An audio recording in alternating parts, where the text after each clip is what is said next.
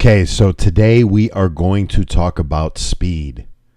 Website speed is extremely important these days, and Google will actually give you better rankings if your website loads faster. Now, that's one great advantage to speed, but the best advantage to speed is you provide a better experience for everybody that visits your site.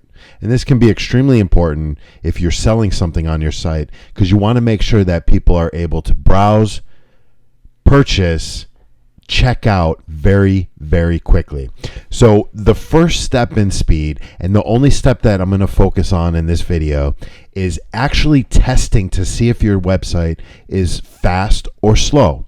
So there is a website that we recommend for speed benchmarking called GT Metrics, and it's gtmetrics.com, and they provide free speed testing. So you simply need to go to that address and then paste in the URL of the site that you'd like to test, hit analyze, and it's actually going to travel over to that site, and it's going to run through various checks and balances to see how the speed is of that site.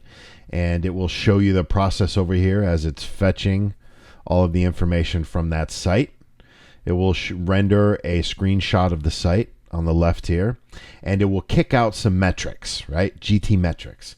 Now, there's lots of information inside of this report, and you will see that as you click on some of the different categories, it will break down what is actually in each. And there is links that you can go off to read what those things mean and then take action to fix those.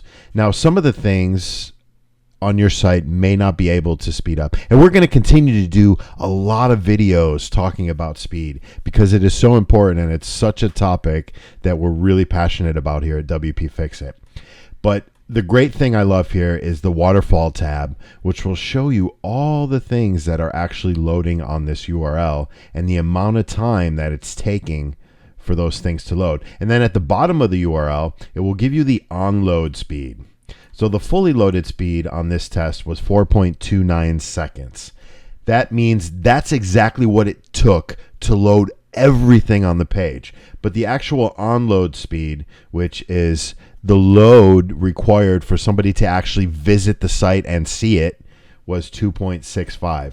And it's interesting because you will get various tests within a couple seconds of each other each time. So if we retest this, we'll just see what we get. I think we're at 4 point something on the first test, and we'll see what pops out on the second test.